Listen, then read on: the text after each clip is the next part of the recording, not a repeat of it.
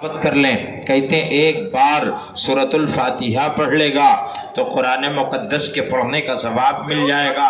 کہا اور شارٹ کر دیں تو کہا اماں بسم اللہ پڑھ لو نا، کہا اس سے بھی شارٹ کریں تو کہا بسم اللہ کا با پڑھ لو، کہا اس سے بھی شارٹ کریں تو کہا وہ شارٹ وہی ہے جو بسم اللہ کے با کے نیچے کا نقطہ ہے۔ پھر فرماتے ہیں انا نقطہ تو تحت البائل بسملہ، بسم اللہ کے نیچے کا، بسم اللہ کے با کے نیچے کا نقطہ میں علی ہوں۔ ذرا ٹھہرنا، ہم جسے نقطہ کہہ رہے ہیں وہی انگلش میں پوائنٹ ہے، ہم جسے نقطہ کہہ رہے ہیں یہی ہندی میں بندو ہے، ہم جسے نقطہ کہہ رہے ہیں یہی وہ نقطہ ہے۔ جب سائنس سائٹ سے پڑھنے والا ہائی اسکول میں پڑھتا ہے تو اسے بتایا جاتا ہے اما بم کی جو ڈیفینیشن ہے وہی بندو کی ڈیفینیشن ہے، جو بندو کی ڈیفینیشن ہے وہی پوائنٹ کی ڈیفینیشن ہے، جو پوائنٹ کی ڈیفینیشن ہے وہی نقطے کی ڈیفینیشن ہے۔ اب بتاؤ صحیح یہ ہے کہ جس کی چھانٹ کاٹ اسمبھو ہو وہی نقطہ ہے۔ علی کہتے میں نقطہ ہوں، اب جو علی نقطہ ہے تو پتہ چلا کہ اس نقطے میں کیا کیا ہے۔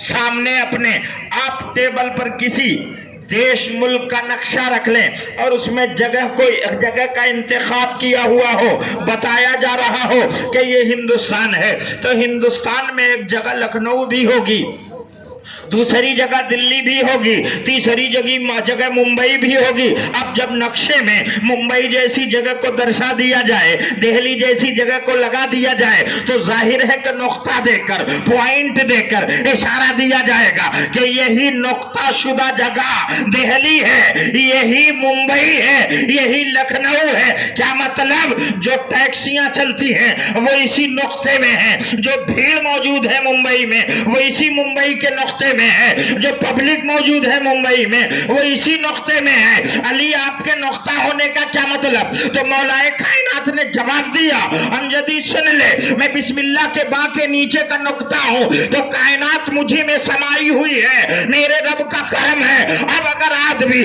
قرآن کی تلاوت کرنا چاہتا ہے اور اسے شارٹ کرتا ہے تو سنو میں نقطہ ہوں۔ جب نقطہ اتنا بادم ہے تو مجمع اسی ذات سے نسبت رکھ رہا ہے، یہ کیوں کم ہوگا؟ کم من فئۃ قلیلۃ غلبت فئۃ کثیرۃ کا درس دیتا ہے قرآن اور فرماتا ہے کہ چھوٹی جماعتیں بڑی جماعتوں پر غالب تو ہوتی ہیں مگر حکم اللہ کا ہوتا ہے۔ اب جو بیٹھے ہیں دل تھام کے بیٹھے، انشاءاللہ الرحمن ذکر و بیان سے استفادہ مکمل طور سے حاصل ہوگا۔ جو ہم نے کل پایا تھا، پرسوں ترسوں پایا تھا، اس سے پیشتر پایا تھا، وہ فیضان بھی جاری ہوگا۔ آئیے دیکھیں، شاعر کہتا اپنے اللہ کا فرمان پڑھا کرتے ہیں نوکے نیزے سے، بسد شان پڑھا کرتے ہیں موت آتی نہیں ہے۔ حق پہ شہیدوں کو کبھی قتل کے بعد بھی قرآن پڑھا۔ نعرہ تکبیر، نعرہ تکبیر، نعرہ رسالت، نعرہ رسالت، ذکر شہدائے کربلا، ذکر شہدائے کربلا، نعرہ حیدری، نعرہ حیدری، نعرہ حیدری، یا حسینی، یا حسینی، یا حسینی، نعرہ تکبیر، نعرہ رسالت۔ میں نے قرآن مقدس کی آیت کریمہ کو اپنا موضوع سخن بنایا۔ 30ویں سپارے سورۃ الکوثر کی آیت نمبر 2 میں میرا اللہ فرماتا ہے فَصَلِّ لِرَبِّكَ وَانْحَرْ، ٹرانسلیشن ہوتا اپنے رب کے لیے نماز پڑھو اور قربانی دو۔ جس سینٹنس میں یہ بات ہے، جس جملے اور فکرے میں یہ حکم ہے کہ نماز بھی پڑھو قربانی بھی دو، اب حیرت ہے یہی بات تھی کرب و بلا کی زمین پر۔ حسین نے اس آیت کی تفسیر بنایا اپنے آپ کو، حسین نے اس آیت کی پرتنویر تفسیر بنا کر لوگوں کے سامنے اپنے آپ کو پیش کیا اور کائنات کو بتایا کہ رب نے تو حکم دیا ہے فَصَلِّ لِرَبِّكَ، اپنے رب کے لیے نماز پڑھو، وَانْحَرْ، اور قربانی کرو۔ ایک ہی فقرے میں، ایک ہی سینٹنس میں، ایک ہی جملے میں، ایک ہی شبد میں میرے رب نے آگاہی دی ہے کہ اپنے رب کے لیے نماز بھی پڑھنا ہے اور कुर्बानी भी देनी है।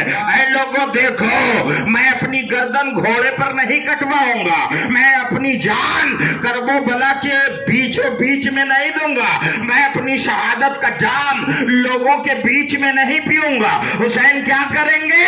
मैं सजदे में चला जाऊंगा ताकि कायनात जान जाए कि सजदे में मैं हूं, तब गर्दन दे रहा हूं, नमाज भी पढ़ रहा हूं, कुर्बानी भी पेश कर रहा हूं। तवज्जो हाजिर होगी तो मैं बताना चाहूंगा और आप गौर करेंगे। जिक्र चला था करबो बला की रेतीली जमीन पर हुसैन का ऐसा अनोखा कुंबा जो नूरानी काफिला 72 आदमियों पर मुश्तामिल था, पहुंचा है। एक भीड़ थी। अब जब वहां पहुंचे तो जम्मे गफीर हुआ, मुखालिफिन की भी भीड़ है, 22,000 का लश्कर जर्रार है। एक के बाद दिगरे दीवाना गाने हुसैन आजम अपनी शहादत दे रहे हैं, अपनी गर्दनें दे रहे हैं, अपने खून का आखिरी कतरा जमीने करबला के हवाले कर रहे हैं और कह रहे हैं हम तुझे सींचने पर, हम तुम्हें हरियाली देने पर आमादा है। ऐ ज़मीने करबला तू फिक्र ना कर, तेरी प्यास हम अपने खून से बुझाएंगे। अब जब मैदान कारजार में जाने का मसला आया तो देखा जा रहा है कि हुर भी अपनी गर्दनें दे चुके हैं, हजरत वहाब इब्ने अब्दुल्ला कल्बी भी अपनी जवानी लुटा चुके हैं, कासिम की भी जवानी लुट चुकी है, हजरत अली अकबर भी जलवाबार हो गए हैं, अब्बास अलंबरदार ने भी अपने बाजू कटवाए हैं। अब जब हुसैन आजम हजरत अली असगर की शहादत के बाद उन्हें कब्रिस्तान पहुंचा कर वापसी फरमा रहे हैं तो देखते क्या है, धूल उड़ती नजर आती है। हैरत में हो गए, कहीं से कोई कुमक तो नहीं आ रही है, कोई लश्कर तो नहीं आ रही है, कुछ लोग तो नहीं आ रहे हैं। गौर किया तो देखा आने वाला बड़ी तेजी में है मगर तन्हा है, आने वाला बहुत सुरात अंदाज में आ रहा है मगर अकेला है। तवज्जो के साथ खेमे के बाहर खड़े होकर नजारा फरमा रहे हैं। आने वाला आया, घोड़े से उतरा, दरबारे हुसैन आजम में उतर के आपके कदम चूमे और बड़े आजिज़ाना अंदाज में आपके दरबार में खत पेश करता है और कहता आका आप हुसैन ने मैं पहचान रहा हूं, अगर पहचानने में गलती नहीं है तो मैं जानना चाहता हूं कि आप तो कूफा आए थे, कूफा से पहले इस मैदान नैनमा में क्या कर रहे हैं? आपके सामने ये जो लश्कर जर्रार है ये कौन लोग हैं? ये जो खेमे लगे हैं ये कौन लोग हैं? हजरत इमाम हुसैन ने कहा अमा पहले तुम आगाही दो कि तुम कौन हो।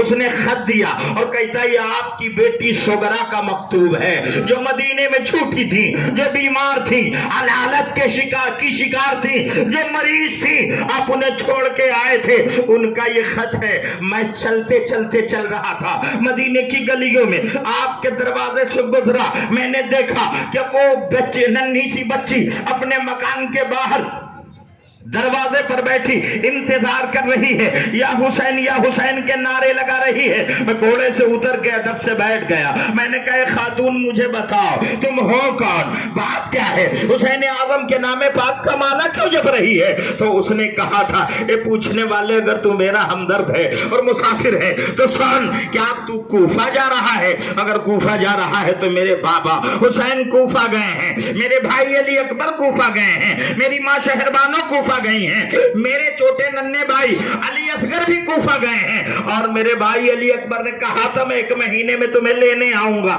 मेरी तबीयत ठीक नहीं थी, मैं इंतजार कर रही हूं, अभी तक मेरा भाई नहीं आया, 3 महीने गुजर गए हैं, मैं जानना चाहती हूं बात क्या है। जाओ, जा रहे हो तो जाओ, लेकिन कोशिश ये करो कि मुझ पर रहम खाओ, मुझे भी अपने साथ ले चलो। अगर तुम अपनी सवारी पर नहीं बिठा लोगे तो तुम्हारी सवारी के आगे आगे भागती जाऊंगी, चलती चलूंगी, कूफा तक नहीं जाना होगा तो जहां जाओगे वहीं रुक जाना, वहां से इशारा फरमा देना, जो राहें कूफा जा रही होंगी मैं उस पर अपने आप को डाल दूंगी, गिरती पड़ती, संभलती झिझकती, उठती और चलती, किसी तरह मैं कूफा पहुंच जाऊंगी। मैं अपनी माँ से, अपने बाप से मिलने का मुश्ताक हूँ, इरादा रखती हूँ, मैं जाना चाहती हूँ, मैं मदीने में छूट गई हूँ, मुझे बहुत याद आती है अपने बाबा हुसैन की, बहुत याद आती है शहरबानों की, बहुत याद आती है नन्हे अली असगर की, बहुत याद आती है अपने बड़े भैया अकबर की, बहुत याद आती है मुझे ज़ैनुल आबिदीन की,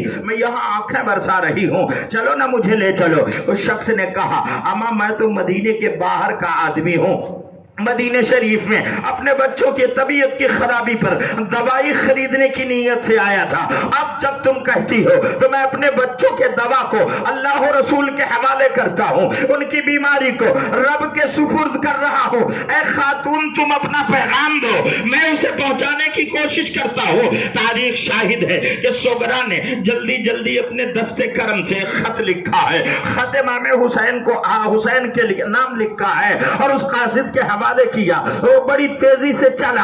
अमा मदीने से चलकर करबला पहुंचना इतना आसान नहीं था, मगर रब की रहमत कामिला ने करम फरमाया, जमीन सिमट गई।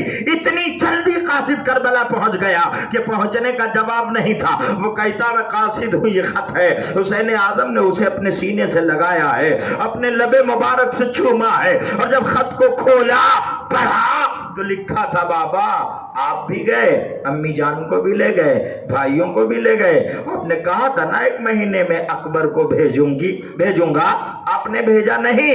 मैं इंतजार कर रही हूँ, 3 महीने हो गए। अब मेरी तबीयत ठीक है, या तो आप आएं या हमें कूफा बुलाएं।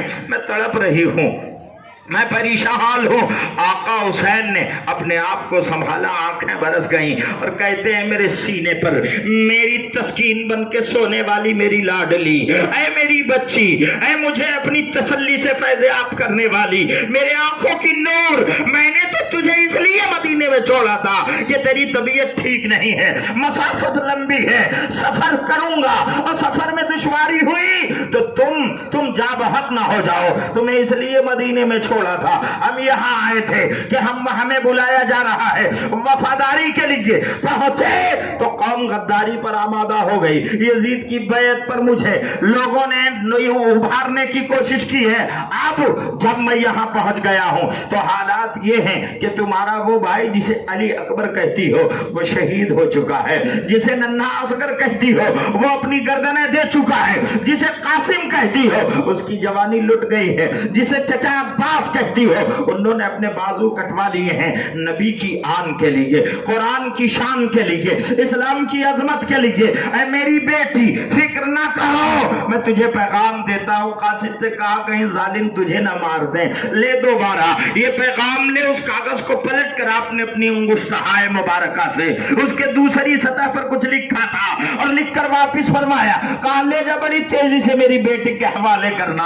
अपने आप को संभाला, खेमे में आए, इसकी खबर दी तो कोहराम मच गया। खवातीन रोने चीखने लगी और कहती थी, हाँ हमने अपने दिलबंद को छोड़ दिया था, अब वो मशक्कतों का शिकार होगी, वो परेशान हाल होगी। अब क्या होना चाहिए? आप जैसे ही आते हैं खेमे के दरवाजे से टेक लगाए, तलवार की नोक को जमीन पर गाड़े, उसके कब्जे पर अपना हाथ रखे। आपका बेटा, हम सबका आका, सैयदों का राहबर, बल्कि सैयदों का बाप हजरत ज़ैनुल आबिदीन खड़ा है। इमाम हुसैन की निगाहें नाज पड़ती है। कहते बेटा तुम तो उठ नहीं पा रहे थे, बुखार की नकाहत ने तुम्हें परेशान कर रखा था, आराम करना चाहिए था, तुम क्या कर रहे हो? तो उन्होंने कहा अब्बा हुजूर मैं चाहता हूँ यजीदियों के मद्दे मुकाबिल मैं जाऊं, मैं चाहता हूँ इन्हें हुसैनी खून का जोश दिखाऊं, मैं चाहता हूँ शेर खुदा का शेर बन के जाऊं और इन्हें हैदरी पावर